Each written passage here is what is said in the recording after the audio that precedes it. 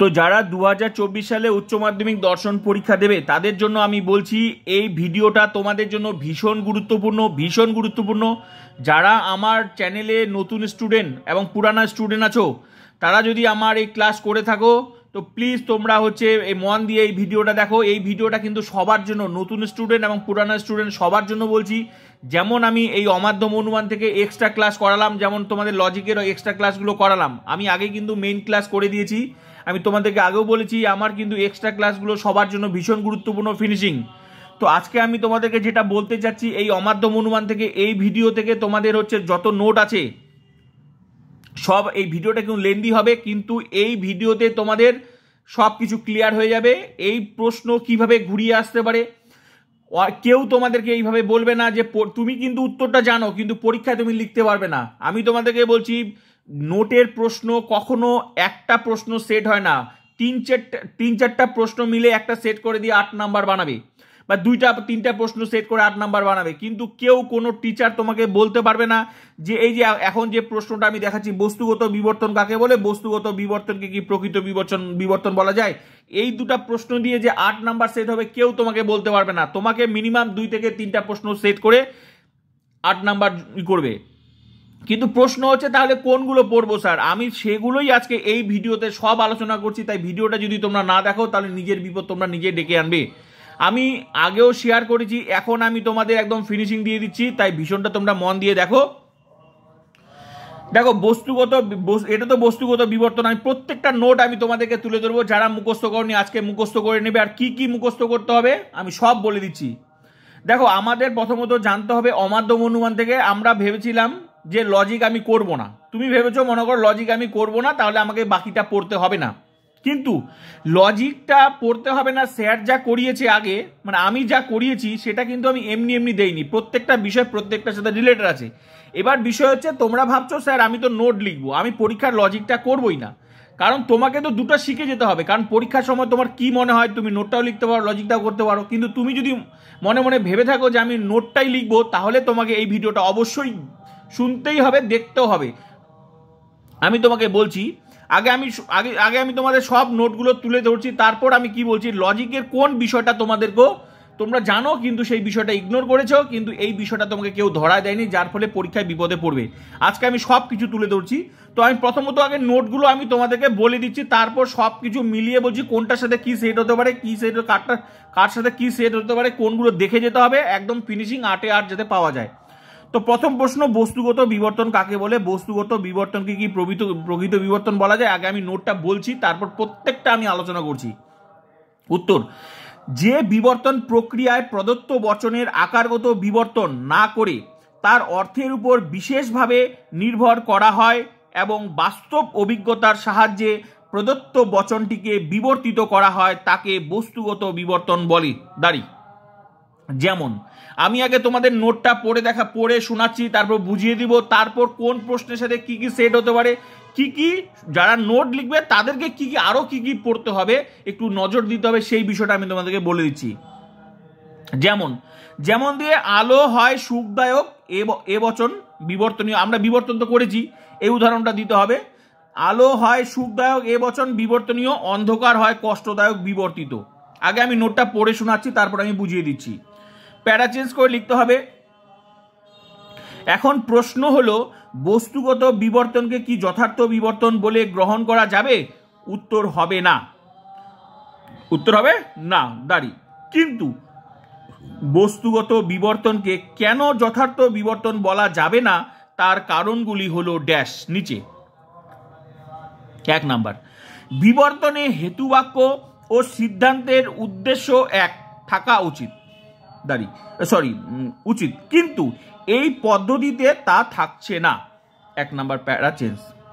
2 number point দিয়ে, বিবর্তনের স্বীকৃত নিয়ম অনুসারে হেতুবাক্যের বিধেয় পদের বিরুদ্ধ পদকে সিদ্ধান্তের বিধেয় করতে হবে, কিন্তু এই পদ্ধতিতে তা মানা হয়নি। 3 নাম্বার, আমি কিন্তু খুব সংক্ষেপে লিখে দিয়েছি, যেগুলো এটুকু পড়লেই তোমাদের হয়ে যাবে। নিয়ম অনুসারে হেতুবাক্য ও সিদ্ধান্তের গুণ ভিন্ন হয়, কিন্তু এখানে তা হয়নি। 4 নাম্বার, এই পদ্ধতিতে হেতুবাক্য ও সিদ্ধান্তের সম্পর্ক যৌক্তিক ও আবশ্যিক নয়। দাঁড়ি, সুতরাং বলা যায় বস্তুগত বিবর্তন প্রকৃত বিবর্তন নয়। নোটটা শেষ, মানে এই নোটটা তোমাদের শেষ হয়ে গেল, এই নোটটা শেষ হয়ে গেল। এই নোটটা শেষ হয়ে গেল। তাই বলে কি তোমরা এখন ভেবেছো কি এই যে দুটা নোট পড়ে কি 8 নাম্বার দেবে? কখনোই দেবে না 8 নাম্বার, কারণ এখানে আরও অ্যাড হবে। এবার তোমাদের প্রশ্ন কি অ্যাড হবে স্যার? আপনি তো লিখে দিয়েছেন। হ্যাঁ অবশ্যই আমি লিখে দিয়েছি, তাই বলে তোমাকে তো আমি একটা লিখে দিইনি। আমি যা যা লিখে দিয়েছি, আমি সাজেশন আলাদা করে শেয়ার করেছি, আমার মেইন ক্লাসে আমি যা যা লিখে দিয়েছি আজকে সেগুলো নিয়েই তো আলোচনা হচ্ছে। আমি কিন্তু এগুলো সব শেয়ার করেছি, কিন্তু তখন নোট হিসাবে শেয়ার করেছি। এক্সট্রা ক্লাস আমার দরকার এখন, এই জন্য আমি প্রত্যেকটা, আমি আগেও বলেছি, লজিক থেকে নোট সব কিছুই আমি এক্সট্রা ক্লাস করাচ্ছি, বুঝিয়েও দিচ্ছি। আমি আজকে বলছি যে এই অমাধ্যম অনুমান থেকে যে নোটগুলো, এখান থেকে যে প্রশ্নগুলো একটু ঘুরিয়ে আসে, তুমি জানো, কিন্তু পরীক্ষার সময় তুমি কি সেই বিষয়টাকে লক্ষ্য করনি, কিন্তু তুমি সেটা, যার ফলে ওই 1-2 নাম্বার কাটা যাবে। কিন্তু আমি বলছি আজকে এই ভিডিও থেকে তোমাদের 2 নাম্বারও কাটা যাবে না। 8-এ 8 পাবে কি করে? দেখো, তোমাদের এই প্রশ্নটা পড়তে হবে, পড়তে হলো। এবার আমি বুঝিয়ে দিচ্ছি, আগে বুঝিয়ে দিই, তারপর আমি বলছি। তাহলে বস্তুগত বিবর্তন কাকে বলে? প্রথমত আমরা পড়ি বস্তুগত বিবর্তনটা কাকে বলে। দেখো, বিবর্তন তো আমরা পড়েছি। বিবর্তন কি জিনিস? বিবর্তন আমরা কি শিখেছি? যে বিবর্তনীয় বচনের উদ্দেশ্যপদটা বিবর্তিত বচনের উদ্দেশ্যপদ থাকে, গুণটা চেঞ্জ হয়, আর কি বিবর্তনীয় বচনের বিধেয়পদে বিরুদ্ধপদটা বিবর্তিত বচনে বিধেয়পদ হয়। এটা তো আমরা বিবর্তন জানি। এটা তো বলছে যে বিবর্তন প্রক্রিয়ায় প্রদত্ত বচন মানে যে বচনটা হচ্ছে, প্রদত্ত বচনের আকারগত বিবর্তন না করে, কোনো বিবর্তনে কোনো আকারগতটা পরিবর্তন করা হচ্ছে না, মানে যে বিবর্তনের যে পরিবর্তনটা হয় সেটা করা হচ্ছে না করে তার অর্থের উপর বিশেষভাবে নির্ভর করা হয়। মানে সেটা কি বলতে চাইছে সেটার উপর নির্ভর করা হয়, এবং বাস্তব অভিজ্ঞতার সাহায্যে প্রদত্ত বচনটিকে বিবর্তিত করা হয়, তাকেই বস্তুগত বিবর্তন বলে। মানে বাস্তব অভিজ্ঞতার উপর ভিত্তি করে সেটাকে তুমি চেঞ্জ করছো, কিন্তু বিবর্তনের যে প্রকৃত নিয়মটা সেখানে অ্যাপ্লাই হচ্ছে না, এই জন্য এটাকে বলা হচ্ছে বস্তুগত বিবর্তন। তো একটা উদাহরণ দেখো, ভালো করে বুঝতে পারবে। আলো হয় সুখদায়ক, এ বচন, আবার এটাকে বিবর্তন করা হয়েছে অন্ধকার হয় কষ্টদায়ক, বিবর্তিত করা হয়েছে।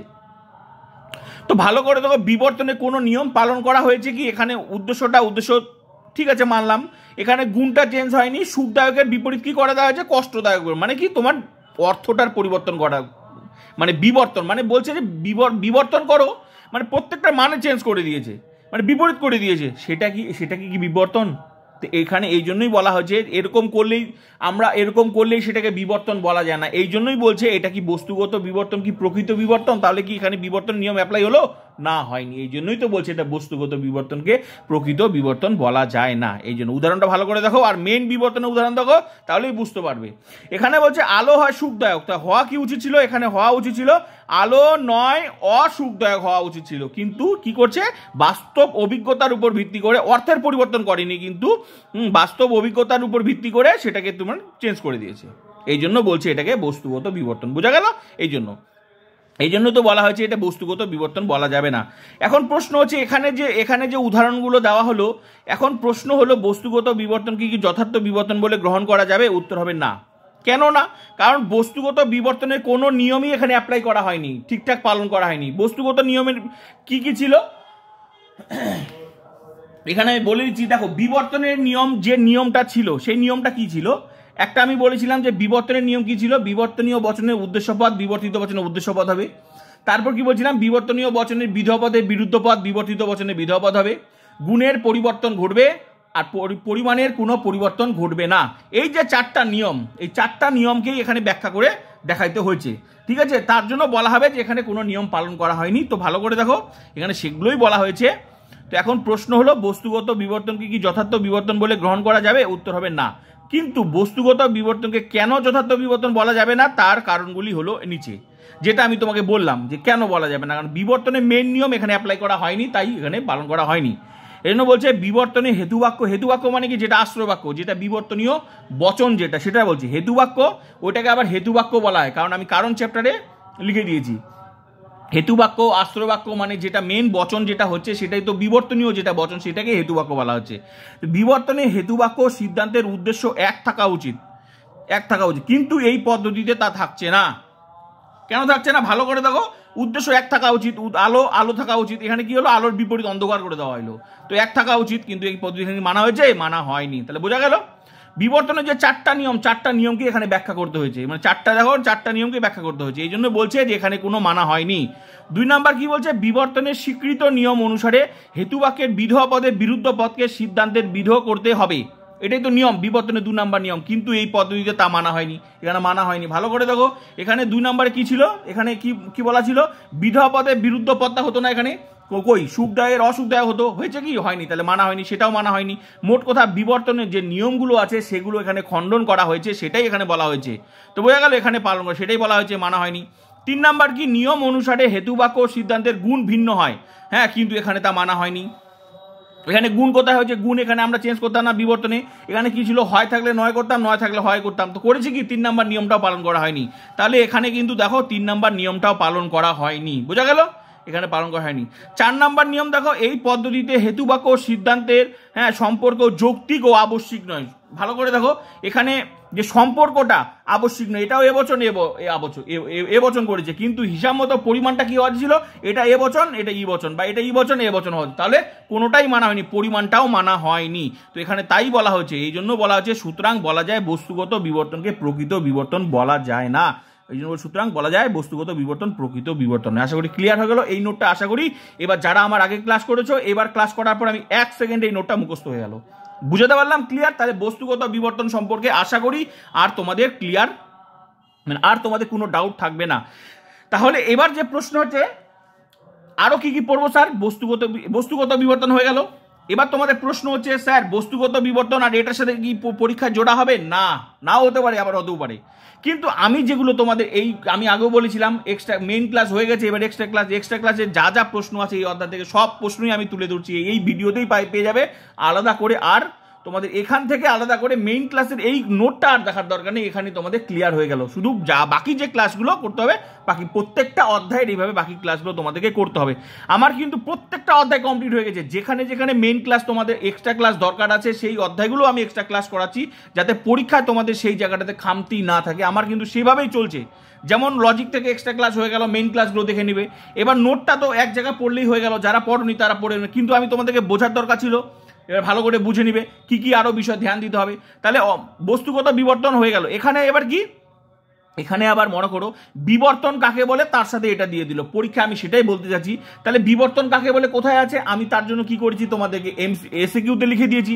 তাহলে এসএকিউতে যেগুলো লিখে দিয়েছি তোমাদেরকে আমি শেয়ার করে দিয়েছি, সেগুলোও পড়তে হবে সঙ্গে। এখানে আমি যা নোট দিয়েছি, তাহলে মুদ্রা কথা কি দাঁড়ালো, আমি প্রত্যেকটা নোট যা লিখে দিয়েছি, যারা নোট লিখবে পরীক্ষায় এসএকিউতে যেগুলো প্রশ্ন আছে সেই প্রশ্নগুলো আবার তোমাকে কি করবে, ওইখান থেকে একটা কাটে ছাটে করে এখানে দিয়ে দিবে, এখানে দিয়ে আরো 2টা অ্যাড করে দিল, এসএকিউ থেকে 2টা অ্যাড করে দিয়ে 8 নাম্বার বানা দিল।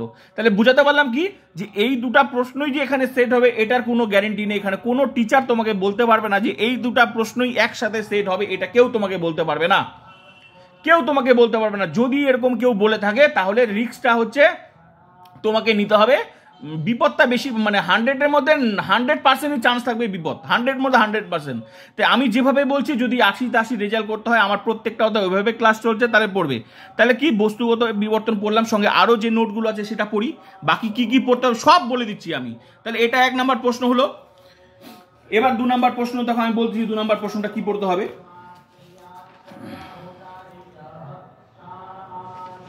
সব বলে দিচ্ছি আজকে নোট সম্পর্কে। নোটের যখন আজকে এক্সট্রা ক্লাস হচ্ছে, তো এক্সট্রা ক্লাসটা ভীষণ গুরুত্বপূর্ণ, হ্যাঁ, ভীষণ গুরুত্বপূর্ণ।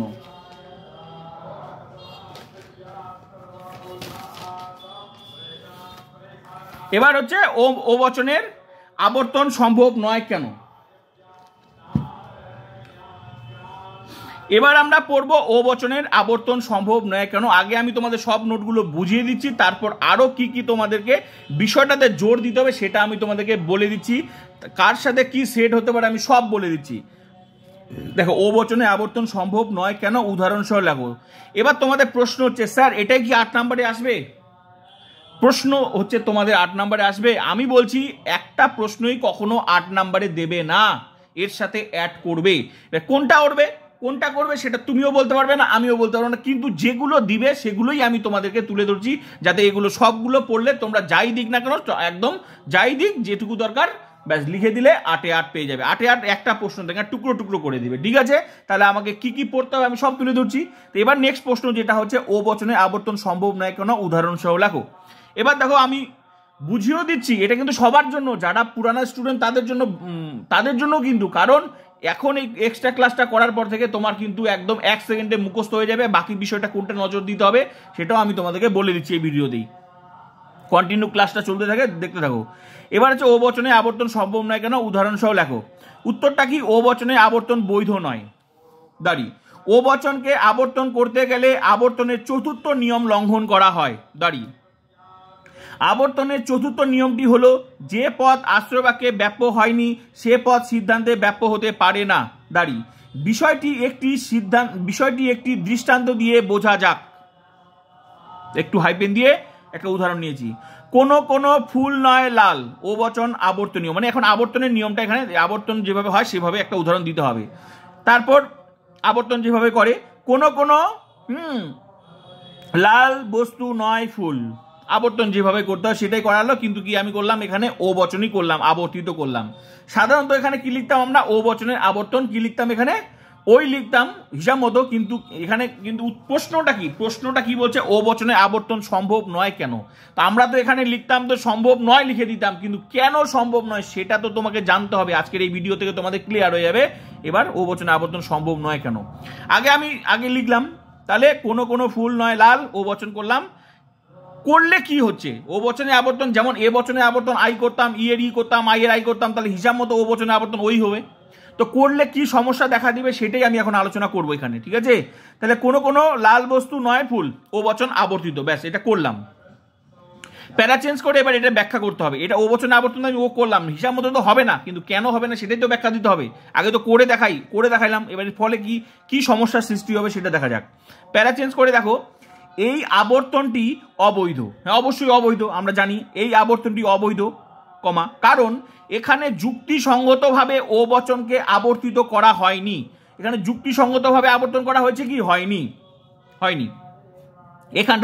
এখানে আবর্তনের ব্যাপ্যতার নিয়মটি লঙ্ঘিত হয়েছে, অবশ্যই ব্যাপ্যতার নিয়মটি লঙ্ঘিত হয়েছে।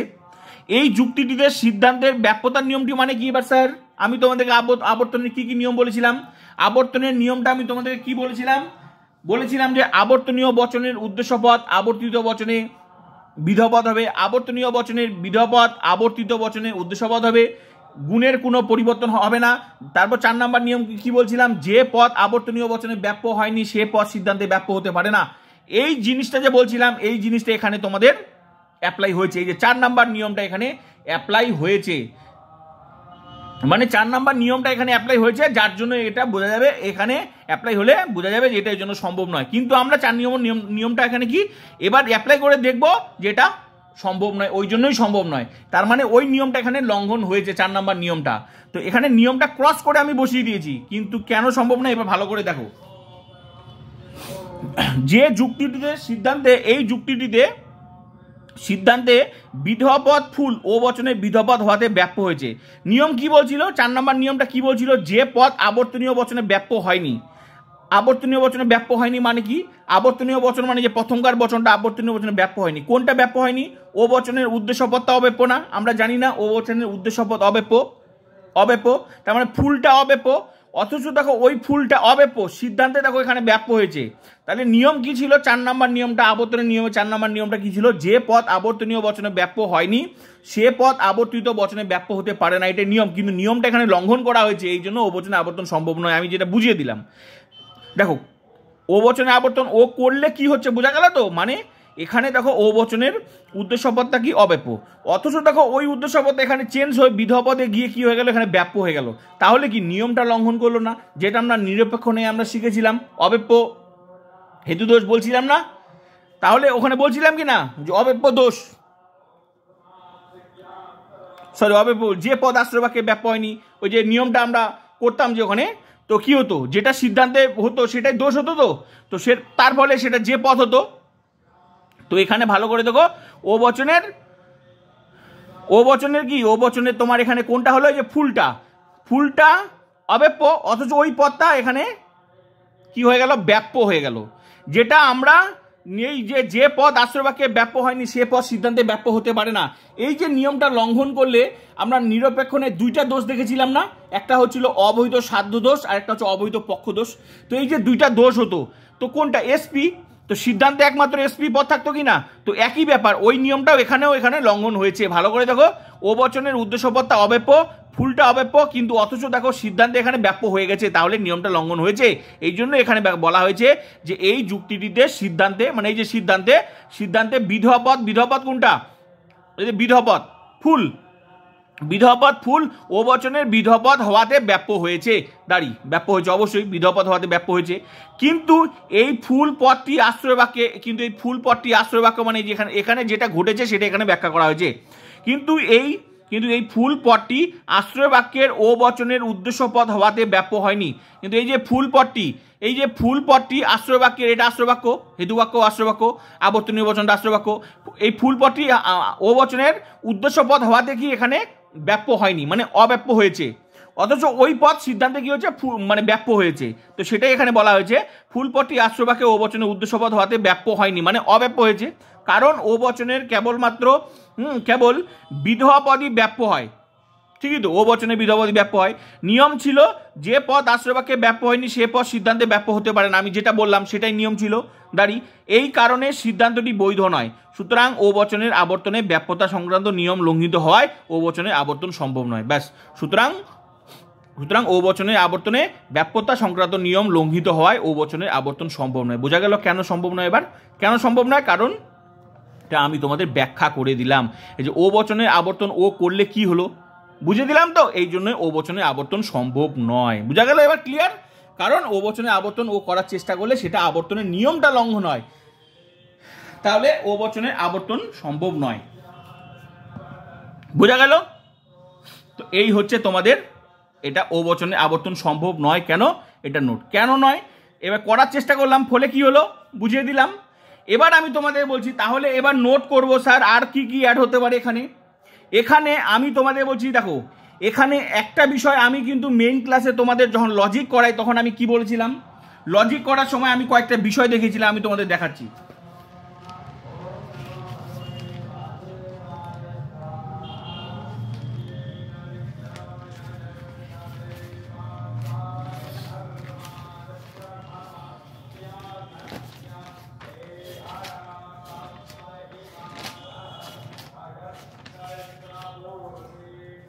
আমি তোমাদের দেখাচ্ছি, এখনই দেখাচ্ছি।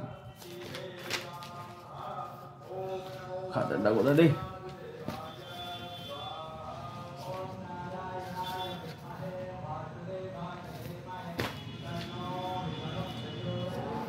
তোমাদের ভালোর জন্যই আমি ঘেটে ঘুটে আবার এখন বার করে আমি দেখাচ্ছি জিনিসগুলো, ঠিক আছে? তোমাদের ভালোর জন্য, কারণ তোমাদেরকে তো কমপ্লিট না করে দিলে তোমরা তো পরীক্ষায় বিপদে পড়বে। তো আমাকে তো আমার টিচার হিসেবে তো আমার দায়িত্ব কমপ্লিট করে দেওয়ার।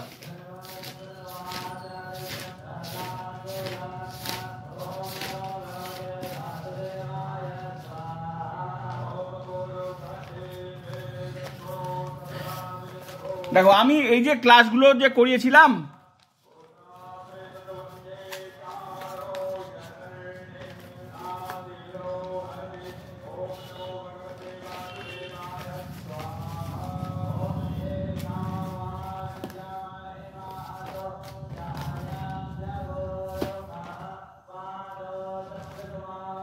ভীষণ গুরুত্বপূর্ণ প্রত্যেকটা ক্লাস, আমার ক্লাস যদি না করো তাহলে বিপদ। কিন্তু যাই হোক, কোনো অসুবিধা নেই, আমি আছি, এক্সট্রা ক্লাসে আমি ফিনিশিং দিয়ে দিচ্ছি, প্রত্যেকটা অধ্যায় কিন্তু আমি এক্সট্রা ক্লাসে ফিনিশিং দিয়ে দিচ্ছি যেখানে যেটা দরকার। তো আমি তোমাদেরকে বলছি এই একমাত্র এই অমাধ্যম অনুমান থেকে কোন বিষয়টা তোমরা এড়িয়ে যাও। আমি তোমাদের বলছি, যেটা তোমাদের তোমরা যদি টিউশনে পড়ে থাকো তোমাদের কিন্তু এই বিষয়টা কিন্তু কোনো টিউশন টিচার বলবে না, কিন্তু একমাত্র আমি তোমাদেরকে বলে দিচ্ছি, আমরা অনেকে ভেবে থাকি যে আমরা তো লজিক করব না, তাহলে আমি এটা করব না, কিন্তু আমি লজিক করার সময় আমি ভালো করে দেখো, আমি যে প্রত্যেকবার যে নিয়মটা বলি, যে নিয়মটা আমি তোমাদের বলি সেই নিয়মটা কিন্তু পরীক্ষায় আবার ঘুরিয়ে আসে যেটা কি মানে নোটে দিয়ে দেয়, নোটের সাথে 2 নাম্বার অ্যাড করে দিল।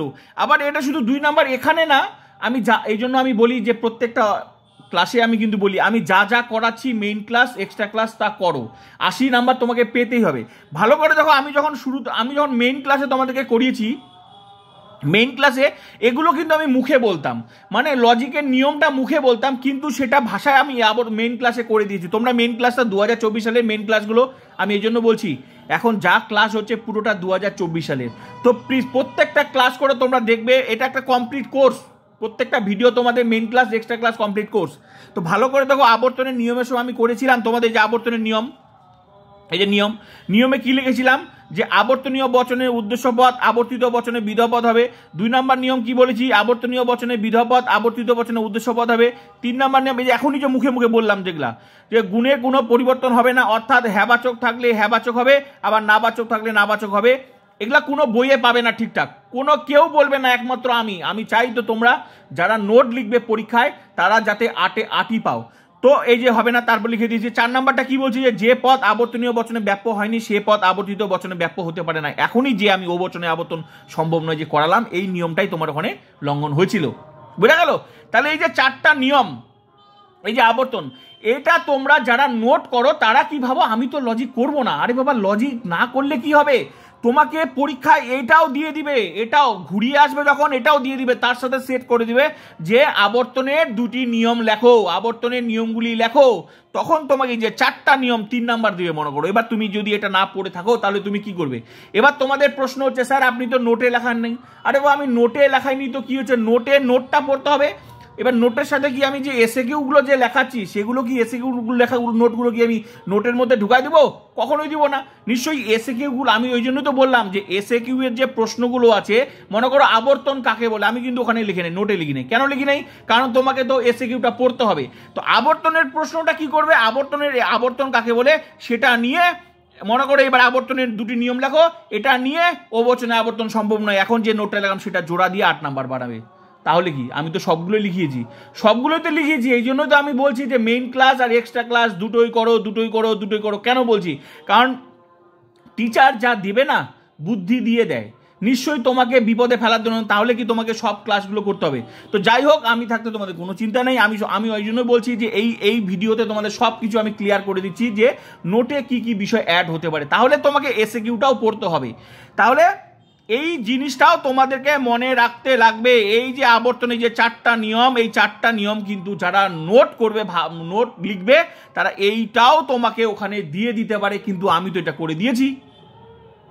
তাহলে বুঝাতে পারলাম। আবার এসএকিউগুলো আবার ওর সাথে অ্যাড, তাহলে তোমাকে নোট যেটা বললাম, এখন 2টা নোট শেয়ার করলাম, সঙ্গে তোমাদের এই নিয়মটাও পড়ে রাখো যেগুলো আমি মেইন ক্লাসে দিয়েছি। তাহলে এই জন্য আমি বলি মেইন ক্লাসগুলো পড়তে হবে। এক্সট্রা ক্লাসে তো কমপ্লিট করানো যায় না, কিন্তু এই অধ্যায়টা থেকে তোমাদের প্রশ্নগুলো লজিক থেকে লজিকের কয়টা বিষয় সেটা কিন্তু তোমাদের নোটে ঢুকায় দেয়, যেটা আমি বললাম যে এই বিষয়টা নোটে ঢুকায় দেয়। এই যে আবর্তনের নিয়মগুলি লেখো, তার প্রশ্নের সাথে অ্যাড করে দিল আবর্তনের নিয়মগুলো। তাই বুঝতে পারলাম এই নিয়মটা কিন্তু তোমরা মুখস্থ করে নেবে, যেগুলো কিন্তু আমি আগে অলরেডি শেয়ার করেছি, কিন্তু এই কথাটা তোমাদেরকে কেউ বলবে না যে এটা কিন্তু ওখানে ঢুকতে পারে, নোটে ঢুকতে পারে। তা আমি বললাম কারণ তোমাদের ভালোর জন্য, কারণ তোমরা অনেকে বুঝতে পারো না, অনেকে ভাবো তো আমি তো লজিক করবো না, কিন্তু লজিকের এই বিষয়টা কিন্তু এই বিষয়টাই লাগবে, তোমার এই বিষয়টাই লাগবে আবর্তনে। তাহলে এটা তোমরা কিন্তু মুখস্থ করে নেবে। সঙ্গে এসএকিউগুলো আমার আলাদা করে ভিডিও আছে, মেইন ক্লাসে এসএকিউ ভিডিওটা দেখে নেবে। আর এখন যে নোটগুলো আমি করাচ্ছি একবারে সব নোটগুলো আমি তুলে দিচ্ছি। তাহলে আবর্তনের এই বিষয়টা পড়তে হবে, বোঝা গেল? এবার কি পড়তে হবে, আবর্তনের সাথে বিবর্তনের নিয়মটাও কিন্তু তোমাদেরকে জানতে হবে, যেটা কিন্তু আমি মেইন ক্লাসে কিন্তু আমি করে দিয়েছি। এটা তোমাদেরকে কোনো টিচার বলবে না যে এইভাবে প্রশ্নগুলো 8-এ সেট হয়, কোনো টিচার বলবে না একমাত্র। এবার দেখো বিবর্তন, এই যে বিবর্তনের নিয়ম, বিবর্তনে আমি এগুলো মেইন ক্লাসে করিয়েছি। তাহলে নোটের জন্য ওই বিবর্তনের নিয়মটাও লাগবে। বিবর্তনের নিয়মগুলি লেখো। বিবর্তন কাকে বলে স্যার আপনি কিন্তু লেখার নাই। এই যে তোমরা যদি এটা বলো তাহলে আমার তো মাথাটা খারাপ হয়ে যাবে। কে বললো লেখাই নাই? তুমি যদি শুধু নোটটা পড়ো তাহলে তো হবে না, কারণ এসএকিউতে যে আছে, এসএকিউতে কিসের জন্য লেখাইছি? একই নোট কি বারবার করে লেখায়? কেউ লেখাবে না। একই নোট বারবার লিখিয়ে লাভ কি? তাহলে এসএকিউতে লেখানো হয়েছে, এই জন্যই বলা হচ্ছে যেটা এসএকিউতে আছে, শুধু যেটা এসএকিউতে আসবে, এই কথাটা যদি তোমাদের কেউ বলে থাকে তাহলে ডাহা ভুল বলেছে। কারণ এসএকিউর প্রশ্ন তুলে নিয়ে তোমার ইসের জোড়া দিয়ে দিবে, নোটে 8 মার্কের নোটে জোড়া দিয়ে দিবে, সবগুলো খন্ড করে দিয়ে দিবে। তাহলে যা লিখে দিয়েছি, আমি যা করাচ্ছি, এই জন্য তো বলি যা লিখে দিয়েছি সবগুলো পড়ো। এসএকিউ পড়তে হবে, সঙ্গে এখন যে নোটগুলো দিচ্ছি সেগুলো পড়ে ব্যাস কেউ আটকাতে পারবে না, 8 মার্ক 100। তাহলে আমি কি নোটের জন্য কি বিষয়টা মনে রাখতে হবে, বিবর্তনের নিয়ম। বিবর্তনের নিয়মগুলো কি, যেগুলো আমি অলরেডি আগে মেন ক্লাসে করিয়েছিলাম। আর যারা লজিক করবে তাদের তো কোনো চিন্তা নেই, কিন্তু আমি তোমাদেরকে বলছি তোমরা দুটাই কমপ্লিট করে রাখো, কারণ পরীক্ষায় কখন কি মনে হয় তোমার কোনটা সুইটেবল মনে হয় সেটা তোমরা করবে। বিবর্তনীয় বচনের উদ্দেশ্যপদ, বিবর্তনীয় বচনের উদ্দেশ্যপদ হবে, এগুলো আমি সব কিন্তু লজিক করানোর সময় মুখে মুখে বলি, কিন্তু মুখে মুখে বললে হবে না, সেটা কিন্তু আমি ভাষায় প্রকাশও করেছি আগে। আমার ক্লাসে প্রত্যেকটা ক্লাস ভীষণ গুরুত্বপূর্ণ, যদি 80তে 80 পেতে হয় প্রত্যেকটা ক্লাস। কিন্তু আজকে আমি অমাধ্যম অনুমানের নোটগুলো ডিটেলসে আলোচনা করলাম। এর আশা করি আজকের এই ভিডিও দেখার পর থেকে এই অধ্যায় থেকে যে কোনো প্রশ্ন দিয়ে কেউ আটকাতে পারবে না। তাহলে বিবর্তন 1 নাম্বার নিয়ম কি, বিবর্তনীয় বচনের উদ্দেশ্যপদ বিবর্তিত বচনের উদ্দেশ্যপদ হবে। 2 নাম্বার নিয়ম কি, বিবর্তনীয় বচনের বিধপদের বিরুদ্ধ পদ বিবর্তিত বচনের বিধপদ হবে। 3 নাম্বার নিয়ম কি, গুণের পরিবর্তন হবে, অর্থাৎ হ্যাবাচক থাকলে নাবাচক, নাবাচক হলে হ্যাবাচক। হ্যাঁ, 4 নাম্বার নিয়ম কি, পরিমাণের কোনো পরিবর্তন হবে না, লিখে দিয়েছি এ থেকে ই থেকে আই থেকে ও থেকে আই লিখে দিয়েছি। তাহলে এই যে 4টা নিয়ম, যেটা আবর্তনের যেমন নিয়ম ছিল, বিবর্তনের নিয়ম ছিল, এইটাও তোমাদের নোটে কাজে লাগবে। যারা ভাবছো যে আমি তো লজিক করব না, কিন্তু আমার তো লাগবে না, আমি তোমাদেরকে বলছি কিছু জিনিস আছে তোমাদেরকে লাগবেই। একমাত্র এই অধ্যায় থেকে আবর্তনের নিয়ম আর বিবর্তনের নিয়মটা প্রশ্নের সাথে সেট করে। তাই আবর্তনের নিয়মটাও জানতে হবে, বিবর্তনের নিয়মটাও জানতে হবে, যেগুলো আমি আগেই অলরেডি মেইন ক্লাসে কমপ্লিট করে দিয়েছি। আর এক্সট্রা ক্লাস তো এই জন্যই করাচ্ছি যে জায়গাটা তোমাদের বুঝতে অসুবিধা হতে পারে প্রত্যেকটা অধ্যায়, সেগুলোই তো আমি এক্সট্রা ক্লাস করাচ্ছি। তাহলে মেইন ক্লাসের সঙ্গে এক্সট্রা ক্লাসগুলো ভীষণ গুরুত্বপূর্ণ। আশা করি আজকের পর থেকে এই অমাধ্যম অনুমান থেকে 8-এর আর কেউ সমস্যায় পড়বে না। তাহলে ক্লিয়ার হয়ে গেল। তাহলে নোটের জন্য এই জিনিসটা আমাদেরকে মনে রাখতে লাগবে, বোঝা গেল? পরীক্ষা কি, বিবর্তন কাকে বলে, বিবর্তনের 2টি নিয়ম লেখো বা বিবর্তনের নিয়মগুলি উল্লেখ করো। সঙ্গে দিয়ে দিল বস্তুগত বিবর্তনকে কি প্রকৃত বিবর্তন বলা যায়, এটা গোটা ওর সাথে সেট করে দিল, ব্যাস আট করে দিল, টুকরো টুকরো করে আট করে দিল। তখন এটাও লিখতে হবে বিবর্তন কাকে বলে, কোথায় বিবর্তন কাকে বলে, সেগুলো এসিকিউতে আছে। এসিকিউতে যা প্রশ্ন লিখে দিয়েছি, যেগুলো পড়লে 100% কমন, বুঝতে পারলাম? তাহলে এগুলোও পড়তে হবে সঙ্গে। এখন যেটা নোট সঙ্গে এসিকিউ, যেগুলো আলাদা প্রশ্ন শেয়ার করছি সব।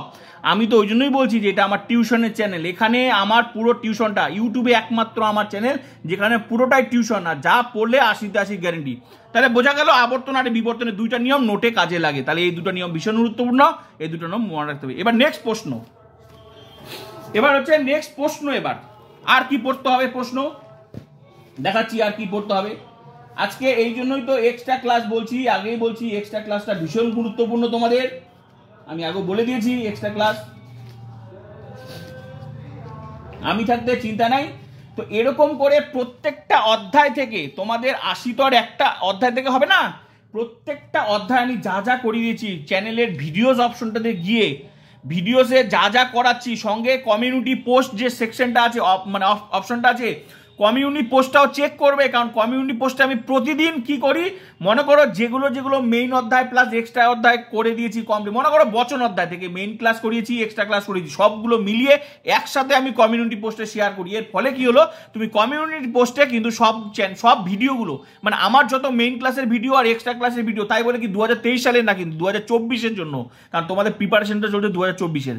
তো যা যা ভিডিও সবগুলো ওখানে শেয়ার করছি। এরকম প্রত্যেকটা অধ্যায় কিন্তু অনেকবার করে আমি শেয়ার করছি, তোমরা কমিউনিটি পোস্টটাও চেক করবে, সঙ্গে ভিডিওজ অপশনের প্রত্যেকটা ক্লাস তোমরা করতে থাকো, ঠিক আছে? তো আমি এখন নোটটা শেয়ার করছি। বাকি নোটটা কি পড়তে হবে তোমাদের জন্য আমি খাচ্ছি, তো প্লিজ চ্যানেলটা সাবস্ক্রাইব তো অবশ্যই করবে, বন্ধুদেরকে কিন্তু শেয়ার করবে, ঠিক আছে? কারণ তাদেরও ক্লাস করার অধিকার আছে। এই ভুলটা তোমাদের যে হয়, এই ভুলটা কিন্তু তোমাদেরকে কেউ বলবে না, কেউ বলবে না। পরীক্ষার বিপদে যাতে না পড়ো, তার জন্যই আমি কিন্তু তোমাদের কিন্তু বিষয়টা ধরায় দিলাম যে কি কি সেট হতে পারে। তাই তোমরা এই অধ্যায়ের যে এসএকিউগুলো আমি শেয়ার করেছি, সেগুলো কিন্তু তোমরা অবশ্যই পড়বে, কারণ সেগুলোর সাথে এগুলো অ্যাড করে দিবে। আর কি কি অ্যাড করতে পারে আমি তো বলে দিলাম, আবর্তনের নিয়ম আর বিবর্তনের নিয়ম অ্যাড করে দিতে পারে, ঠিক আছে? তো এবার আবর্তনের নিয়ম তো আমি লিখে দিয়েছি, মেইন ক্লাসে তো করে দিয়েছি। লজিকের কোন প্রশ্নটা অ্যাড করতে পারে সেটা তো আমি দিয়ে দিলাম, ব্যাস ওইটুকু।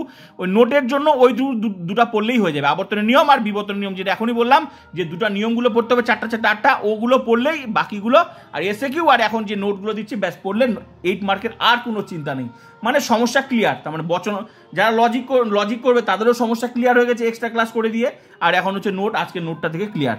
নেক্সট প্রশ্ন কি, দৃষ্টান্ত সহকারে মাধ্যম এবং অমাধ্যম অনুমানের পার্থক্য লেখো। দৃষ্টান্ত সহকারে মাধ্যম এবং অমাধ্যম অনুমানের পার্থক্য লেখো। 3 নম্বর প্রশ্ন, চলো এবার দেখা যাক। এবার মাধ্যম এবং অমাধ্যম, এবার তাই বলে কি স্যার এটাই কি 8 মার্কের আসবে? অবশ্যই না, কখনোই দিবে না 8 মার্কে, দিবে না, এর সাথে আরও কিছু অ্যাড করে দিবে। তাহলে স্যার কোনটা দিবে? কোনটা দিবে স্যার? এর মধ্যে দিয়ে দিল, মনে করো দিয়ে দিল যে আবর্তন কাকে বলে, দিয়ে দিল। এবার স্যার আবর্তনের নোটটা তো লেখার নাই, তো আবর্তনের নোট লেখা এখানে লেখো না। আবর্তনে তো 3টা লাইন দেখার জন্য এসে কিউ জায়গা আছে। তো আমি তো এই জন্য বলছি যে এসে কিউগুলো মিলিয়ে, নোটের অংশ মিলিয়ে, লজিকের ওইটুকু আবর্তন আর বিবর্তনের 2টা অংশ মিলিয়ে তোমাকে নোট বানাবে।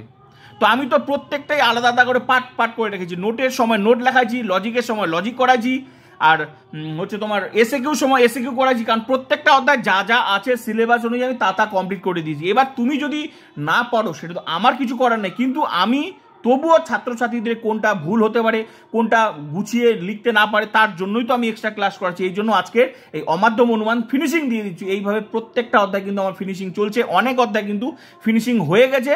তোমাদেরকে বলতে হবে না, আমি জানি কোন কোন জায়গায় অসুবিধা হতে পারে, সেই বিষয়গুলো নিয়ে আমি আলোচনা করছি। প্রত্যেকটা অধ্যায় ওইভাবে ক্লাস করি, যা ক্লাস করাচ্ছি সেগুলো করো। এই মেইন ক্লাস এক্সট্রা ক্লাস কেউ আটকাতে পারবে না। তাহলে এবার এক্সট্রা ক্লাসে দেখো, দৃষ্টান্ত সহকারে মাধ্যম এবং অমাধ্যম অনুমানের পার্থক্য লেখো। উত্তর, মাধ্যম ও অমাধ্যম অনুমানের পার্থক্যগুলি নিম্নরূপ। মাধ্যম অনুমানে 2 বা ততোধিক হেতুবাক্য থেকে সিদ্ধান্ত নিঃসৃত হয় দাঁড়ি। যেমন সকল মানুষ হয় বুদ্ধিমান এ বচন, সকল ভারতীয় হয় মানুষ এ বচন, সকল ভারতীয় হয় বুদ্ধিমান এ বচন। এটা হচ্ছে মাধ্যম অনুমান, ঠিক আছে। অপরদিকে অমাধ্যম অনুমানে একটি মাত্র হেতুবাক্য থেকে সিদ্ধান্তে উপনীত হওয়া যায়। যেমন সকল মানুষ হয় মরণশীল, অতএব সিদ্ধান্ত কোনো কোনো মরণশীল প্রাণী হয় মানুষ। বোঝা গেল? তো এটা হচ্ছে তোমাদের, সরি এখানে হচ্ছে আই বচন হবে, লিখতে ভুলে গেছি, ঠিক আছে। এটা আই বচন হবে, এটা হচ্ছে আই বচন, ঠিক আছে। এটা হচ্ছে আবর্তনের নিয়ম, মানে অমাধ্যম অনুমান যেগুলো সেগুলো কিন্তু আবর্তন বিবর্তন যেগুলো সেগুলোর নিয়ম হয়, ঠিক আছে। সেগুলোর উদাহরণগুলো হচ্ছে মানে অমাধ্যম অনুমানে পড়ে। তো মাধ্যম আর অমাধ্যম অনুমানের পার্থক্যটা কি? তাহলে কি বোঝা গেল? মাধ্যম আর অমাধ্যম অনুমানের পার্থক্য হলো যে মাধ্যম অনুমানে 2 বা ততোধিক হেতুবাক্য থেকে সিদ্ধান্ত নিঃসৃত হয়। মানে মাধ্যম অনুমানে 2 বা ততোধিক, যেগুলো হচ্ছে তোমার যে মানে আবর্তন বিবর্তন যেমন উদাহরণ সেরকম না, বুঝতে পারলে তো? সেগুলো যেমন হচ্ছে সকল মানুষ হয় বুদ্ধিমান, সকল, এগুলো এটা কিসের উদাহরণ? ভালো করে দেখো, ন্যায় অনুমান। ন্যায় অনুমানটা কিন্তু মাধ্যম অনুমান, ন্যায় অনুমানটা হচ্ছে মাধ্যম অনুমান। তো ন্যায় অনুমানে নিশ্চয়ই একটা আশ্রয়বাক্য থেকে সিদ্ধান্ত নিঃসৃত হয় না, 2 বা ততোধিক, 2টা হতে পারে, 3টা হতে পারে, আরও অনুমান মনে করো। তাহলে মাধ্যম অনুমানে 2 বা ততোধিক হেতুবাক্য থেকে সিদ্ধান্ত নিঃসৃত হয় দাঁড়ি। যেমন সকল মানুষ হয় বুদ্ধিমান, সকল ভারতীয় হয় মানুষ, অতএব সকল ভারতীয় হয় বুদ্ধিমান। এই যে এ বচন, এই যে 2টা আশ্রয়বাক্য থেকে, তাহলে কি 2 বা ততোধিক থেকে হলো এটা। আর তাহলে মাধ্যম অনুমানে এরকম উদাহরণ। আর অমাধ্যম অনুমানে একটি মাত্র হেতুবাক্য, একটি মাত্র, এই যে যেমন আবর্তনে একটি আশ্রয়বাক্য থাকে না, ওরকম আবর্তন বিবর্তনগুলোতে। তাহলে অপরদিকে অমাধ্যম অনুমানে একটি মাত্র হেতুবাক্য থেকে সিদ্ধান্তে উপনীত হওয়া যায়। যেমন এই যে আবর্তনে একটা উদাহরণ দিলাম, এখানে যে আবর্তন কেন, এখানে তুমি বিবর্তনের উদাহরণ দিতে পারো, কোনো অসুবিধা নেই, যে কোনো উদাহরণ দিতে পারো। আবর্তনের অন্য একটা উদাহরণও দিতে পারো, ই বচনের উদাহরণ দিয়েও একটা দিতে পারো, যে কোনো। বোঝা গেল? তাহলে এই একটা উদাহরণ দিও। এবার 2 নাম্বার, মাধ্যম অনুমানে 3টি বা তার বেশি পদ থাকে। মাধ্যম অনুমানে 3টি বা তার বেশি পদ থাকে, একটু হাইপেন দিয়ে, পক্ষপদ ও সাধ্যপদ এবং হেতুপদ দাঁড়ি। যেমন সকল মানুষ হয় বুদ্ধিমান, সকল ভারতীয় হয় মানুষ, অতএব সকল ভারতীয় হয় বুদ্ধিমান। এখানে ভারতীয় পক্ষপদ, বুদ্ধিমান সাধ্যপদ। এই যে ভারতীয় পক্ষপদ এস পদ, বুদ্ধিমান কি এসপি মানে সাধ্যপদ, এবং হেতুপদ কি?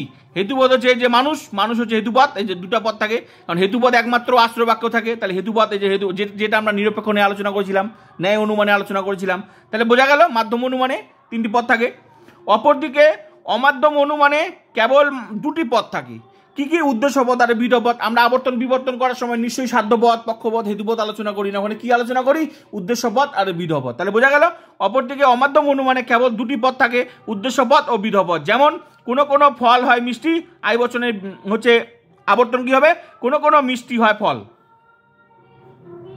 তাহলে এই যে উদ্দেশ্যপদ বিধেয়পদ চেঞ্জ হলো, আবর্তনের একটা উদাহরণ। এখানে এমন নয় যে এটা উদাহরণ, তুমি যে কোনো উদাহরণ দিতে পারো, তো একটা উদাহরণ তো দিতেই হবে। এখানে উদ্দেশ্যপদ, এখানে বলে দেওয়া হয়েছে যে এখানে ফল সমান সমান উদ্দেশ্যপদ, যে ফল সমান সমান উদ্দেশ্যপদ, আর মিষ্টি সমান সমান হচ্ছে বিধেয়পদ। তো বোঝানো গেল, এটা হলো 2 নম্বর পার্থক্য। 3 নম্বর পার্থক্য, আমি একটু বড় করে দিয়েছি, আমি একটু বড় করে দিয়েছি, 5টা দিয়েছি মিনিমাম, যাতে 6 নাম্বার দিলেও তোমরা যাতে মানে এটা যদি 6 নাম্বারও সেট হয় তাও তোমরা লিখে 6 পাবে।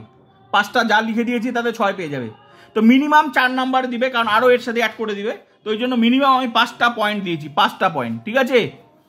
3 নাম্বার কি, মাধ্যম অনুমানে 2 এর অধিক বচন দিয়ে গঠিত হয়। অপরদিকে অমাধ্যম অনুমানে কেবল 2টি বচন দিয়ে গঠিত হয়। তো ভালো করে দেখো, মাধ্যম অনুমানে এই যে কয়টা বচন হয়, ন্যায় কয়টা বচন পাই আমরা, 3টা বচন পাই না। তো ওই জন্য বলছে মাধ্যম অনুমানে 2 এর অধিক মানে 2 এর বেশিও বচন দিয়ে গঠিত হয়। অপরদিকে অমাধ্যম অনুমান মানে কি, যে আবর্তন বিবর্তন কয়টা বচন থাকে, মাত্র তো 2টা বচন দিয়ে গঠিত, ব্যাস। 4 নাম্বার কি, মাধ্যম অনুমান নিরপেক্ষ বা সাপেক্ষ অথবা নিরপেক্ষ ও সাপেক্ষ উভয় বচন দিয়ে গঠিত। ঠিকই বলছে। অপরদিকে অমাধ্যম অনুমান কেবল 2টি নিরপেক্ষ বচন দিয়ে গঠিত। এদিকে ভালো করে দেখো, মাধ্যম অনুমান বলছে নিরপেক্ষ বা সাপেক্ষ, এই যে প্রাকল্পিক বৈকল্পিক সেগুলোও তো হচ্ছে মাধ্যম অনুমান। তো সেখানেও বলছে নিরপেক্ষ বা সাপেক্ষ অথবা নিরপেক্ষ ও সাপেক্ষ উভয় বচন দিয়ে গঠিত। কারণ প্রাকল্পিক ন্যায় যে আমরা প্রাকল্পিক ও বৈকল্পিক ন্যায় যে আলোচনা করলাম, সেখানে ভালো করে দেখো তো প্রধান আশ্রয় বাক্যটা কি ছিল, প্রাকল্পিক বচন, আর অপ্রধান আর সিদ্ধান্তটা কি ছিল, নিরপেক্ষ বচন। তাহলে কি হলো, ওগুলো তো সাপেক্ষ না, সাপেক্ষ বচনে তো প্রাকল্পিক আর বৈকল্পিক গুলো তো কি সাপেক্ষ বচন। তো ওটাই বলছে নিরপেক্ষ ও সাপেক্ষ উভয় বচন দিয়ে গঠিত। আর অপরদিকে অমাধ্যম অনুমান কেবল 2টি নিরপেক্ষ বচন দিয়ে গঠিত। এই যে আমরা যে আবর্তন বিবর্তন করছি কি, এগুলো তো সব নিরপেক্ষ বচন। আর লাস্ট 5 নাম্বার, মাধ্যম অনুমানের সিদ্ধান্ত সর্বদাই নতুনত্ব থাকে, অপরদিকে অমাধ্যম অনুমানের সিদ্ধান্তে নতুনত্ব থাকে না। তাহলে বোঝা গেল, মাধ্যম অনুমানের সিদ্ধান্তে নতুনত্ব কিছু থাকে, অপরদিকে অমাধ্যম অনুমানের সিদ্ধান্তে নতুনত্ব থাকে না। তো এই নোটটা হচ্ছে নতুনত্ব মানে সিদ্ধান্তে নতুনত্ব কিছু পাওয়া যায় না, ঠিক আছে, এখানে যায় না মানে অমাধ্যম অনুমানে পাওয়া যায় না, মাধ্যম অনুমানে নতুনত্ব থাকে। তো এটুকু নোট পড়লে এই নোটটা তোমাদের কমপ্লিট। এবার হচ্ছে তাই বলে কি এই নোটটা কি টোটাল 8 নাম্বার দিবে? অবশ্যই 8 নাম্বার সেটই করবে না। এখান থেকে কি করবে, এখান থেকে তোমার 6 নাম্বার মনে করো এটা দিল, সঙ্গে আরো 2 নাম্বার অ্যাড করে দিল, বলে দিল যে হ্যাঁ বিবর্তন কাকে বলে, তার সাথে দিয়ে দিল দৃষ্টান্ত সহকারে মাধ্যম ও অমাধ্যম অনুমানে পার্থক্য লেখো। 2 আর 6 2 8, বা 3 নাম্বার দিল, আর 1 নাম্বার অ্যাড করে দিল অন্য কোনো একটা প্রশ্ন দিয়ে। তো বুঝাতে পারলাম তো, এমনভাবে লিখেছি যাতে 8। তাহলে আমাদেরকে কি কি মনে রাখতে হচ্ছে, যেমন এই নোটগুলো পড়তে হচ্ছে, সঙ্গে এই অধ্যায় থেকে যে এসএকিউগুলো আবর্তন বিবর্তন যে কাকে বলে প্রত্যেকটা এসএকিউ লিখে দিয়েছি, সঙ্গে আরও 2টা লজিকের নিয়ম, যেটা আমি এই কথাগুলো কেউ বলবে না। এখনই যে আমি যে বললাম আবর্তনের 4টা নিয়ম আর বিবর্তনের 4টা নিয়ম, যেগুলো আমি মেইন ক্লাসে করে দিয়েছি, সেগুলো আমি আবার বললাম। কেন বললাম, কারণ এগুলো মাথার মধ্যে ঢুকিয়ে দিলাম যাতে পরীক্ষায় বিপদে না পড়ো। তাহলে যারা নোট লিখবে ওইগুলোও দেখে যেতে হবে, যেগুলো আমি অলরেডি করে দিয়েছি। এই জন্যই তো এক্সট্রা ক্লাস করাচ্ছি, যাতে তোমরা সেই বিষয়টা ধরতে পারো। এইটা কথা কেউ বলবে না, ঠিক আছে? তাহলে হয়ে গেল নোট। চলো নেক্সট নোট এবার দেখা যাক কি আছে। আর এবার লাস্ট নোট তোমাদের লাস্ট নোট মানে অমাধ্যম অনুমান থেকে লাস্ট নোট। এই নোটটা পড়লেই ব্যাস, 8-এর জন্য আর চিন্তা নেই, কি কি অমাধ্যম অনুমান কত প্রকার ও কি কি বিবর্তন কাকে বলে, দৃষ্টান্ত সহকারে বিবর্তনের নিয়মগুলি ব্যাখ্যা করো। মনে করো এগুলো দিয়ে 8 নাম্বার সেট হয়েছে। তাই বলে কি স্যার এই প্রশ্নটা কি 8-এর আসবে? আমি বলবো এই প্রশ্নটাই যে 8-এর আসবে এটার কোনো গ্যারেন্টি নেই। তবে আমি যা যা দিয়েছি, যা যা বলেছি, সেগুলোর মধ্যে থেকে 8-এ আসবে। কারণ এই কথাটা তোমাকে কেউ বলতে পারে না যে এইটার সাথে এইটাই অ্যাড করবে, এটার সাথে এটাই অ্যাড করবে। এই কথাটা কেউ বলতে পারবে না, কেউ বলতে পারবে না। যদি বলে তাহলে বিপদটা তোমার, তার কি হবে? তার কিছু হবে না। কেউ বলতে পারবে না যে এই প্রশ্নটার সাথে ওইটাই সেট হবে, কারণ এটার সাথে টুকরো টুকরো করে হ্যাঁ কোনগুলো পড়তে হবে সেটা মিলিয়ে হবে। আর বুঝতে পারলাম? তাহলে এগুলোও পড়তে হবে। তো চলো লাস্ট প্রশ্নটা কি দেখা যাক। অমাধ্যম অনুমান কত প্রকার ও কি কি, বিবর্তন কাকে বলে। এখানে পরীক্ষায় বিবর্তন কাকে বলে জায়গায় আসতে পারে, আবর্তন কাকে বলেও আসতে পারে। এমন নয় যে বিবর্তন কাকে বলে। আমি বিবর্তন কাকে বলে একটা উদাহরণ দিয়ে দিলাম, কারণ যাতে তোমাদের বুঝতে সুবিধা এইভাবে প্রশ্নটা সেট হয়। বুঝতে পারলাম? দৃষ্টান্ত সহকারে বিবর্তনের নিয়মগুলি ব্যাখ্যা করো। এবার বিবর্তনের নিয়মগুলি ব্যাখ্যা করো। তাহলে যে নিয়মগুলো আমি বললাম ওগুলো এবার ব্যাখ্যা করতে হবে। পরীক্ষায় আবার বিবর্তনের নিয়মগুলি উল্লেখ করো। আবর্তন এমন নয় যে এখানে হচ্ছে আবর্তনের নিয়মটা বলতে পারে।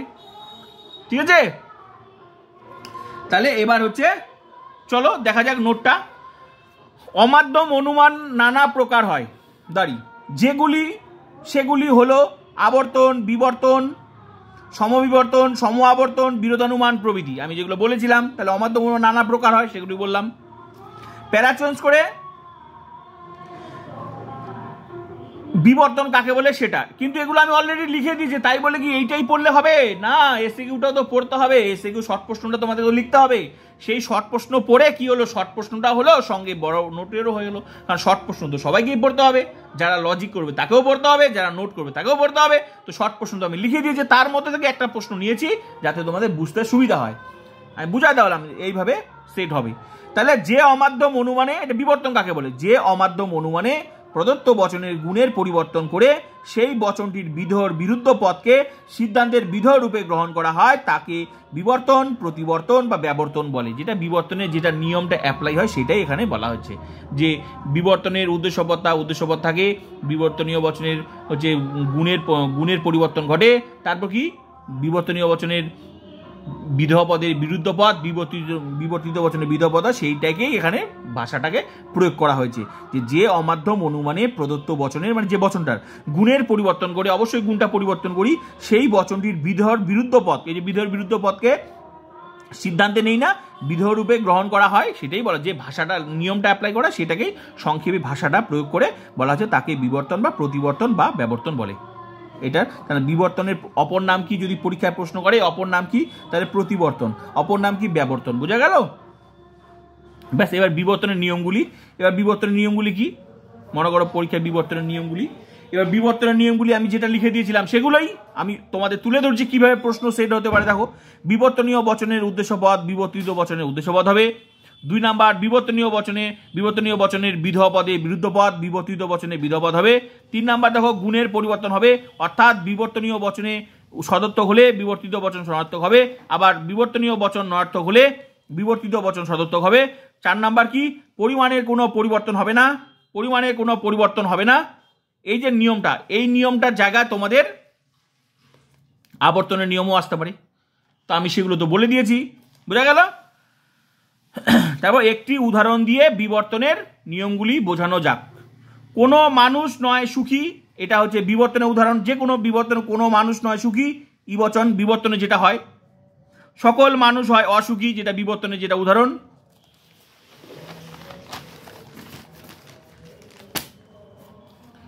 এই যুক্তিটিতে হেতুবাক্য সিদ্ধান্তে উদ্দেশ্য এক, সিদ্ধান্তের বিধেয়টি হয়েছে হেতুবাক্যের বিবর্তনের বিধেয়র বিরুদ্ধ পদ অসুখী। হেতুবাক্য ও সিদ্ধান্তের গুণ ভিন্ন হয়েছে, হেতুবাক্যের ই বচন হলো নয়ার্থক বচন এবং সিদ্ধান্ত হলো এ বচন অর্থাৎ সদর্থক বচন। 4th নিয়ম অনুযায়ী হেতুবাক্য ও সিদ্ধান্তের পরিমাণও এক, উভয় বচনই সামান্য বচন। ব্যাস, এটুকু পড়লে তোমাদের এই অধ্যায় কমপ্লিট, মানে তোমাদের ব্যাস এই যে বিবর্তনের যে নিয়মগুলো ব্যাখ্যা হলো, ব্যাস এই যে বিবর্তনের নিয়ম অমাধ্যম অনুমান হয়ে গেল। তাহলে কি বিবর্তন কাকে বলে, বিবর্তনের নিয়ম সবগুলো হয়ে গেল। তাহলে বোঝা গেল তো কি কি পড়তে হবে। সঙ্গে এই অধ্যায় থেকে যে এসএকিউ যে প্রশ্নগুলো আছে, এই যে এসএকিউগুলো আমি যে লিখে দিয়েছি এগুলো তোমরা পড়ে নেবে। আবর্তন কাকে বলে তবু আমি বলে দিচ্ছি, এসএকিউগুলো বলে দিচ্ছি, যা সব একবারে বলে দিলাম এই অধ্যায় থেকে। আবর্তনীয় কাকে বলে, আবর্তনের ক্ষেত্রে হেতুবাক্যকে বলে আবর্তনীয়। বিবর্তনীয় কাকে বলে, বিবর্তনের ক্ষেত্রে হেতুবাক্যটিকে বলে বিবর্তনীয়। আবর্তিত কাকে বলে, আবর্তনের ক্ষেত্রে সিদ্ধান্তটিকে আবর্তিত বলে। বিবর্তিত কাকে বলে, বিবর্তনের ক্ষেত্রে সিদ্ধান্তটিকে বিবর্তিত বলে। এগুলো লজিকের প্রশ্নগুলো, ঠিক আছে, যেগুলো আসে সেগুলো আমি সব তুলে ধরছি। 5 নাম্বার, ও বচনে আবর্তন সম্ভব নয় কেন? ও বচনে আবর্তন করলে আবর্তনের ব্যাপ্যতা নিয়মটি লঙ্ঘিত হয়, তাই ও বচনে আবর্তন সম্ভব নয়। 6 নাম্বার, আবর্তন কাকে বলে, যে অমাধ্যম যুক্তিতে হেতুবাক্যের উদ্দেশ্য ও বিধেয় পদ যথাক্রমে সিদ্ধান্তের বিধেয় উদ্দেশ্য পদ হয় এবং হেতুবাক্য ও সিদ্ধান্তের গুণের পরিবর্তন হয় না এবং উভয়ের অর্থের কোনো পরিবর্তন হয় না, সেই অমাধ্যম যুক্তিকে আবর্তন বলে। সব বলে দিচ্ছি।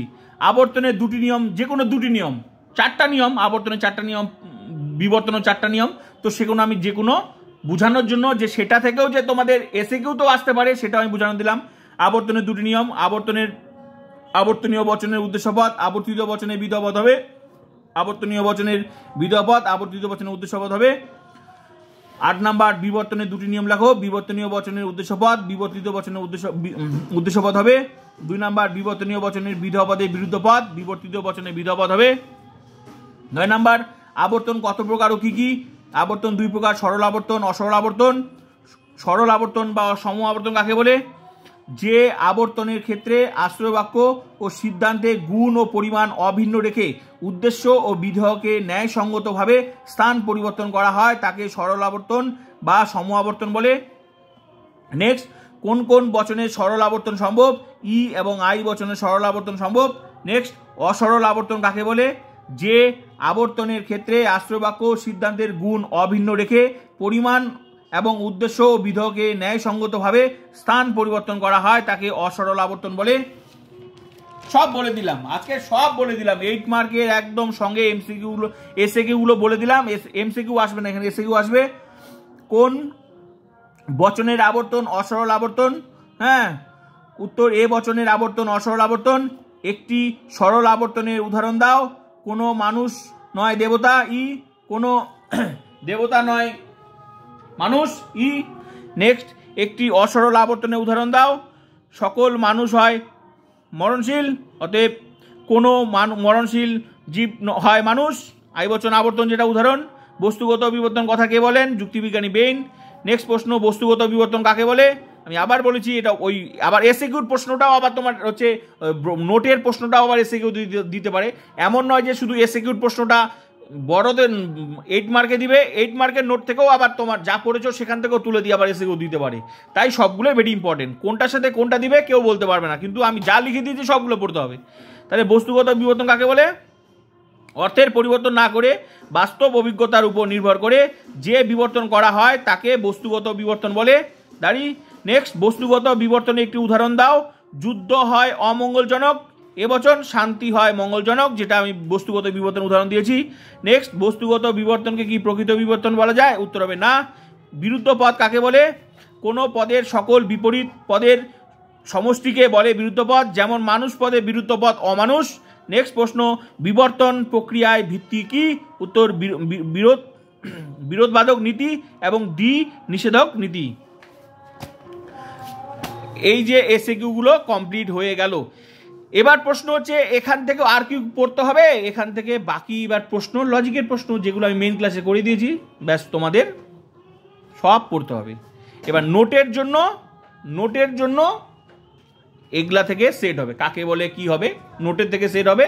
আর এসএকিউতে লজিক ঢুকিয়ে দিতে পারে। এসএকিউতে একটা আবর্তন করো, বিবর্তন করো, এগুলো লজিক ঢুকিয়ে দিতে পারে। এগুলো তো লজিকের উদাহরণ।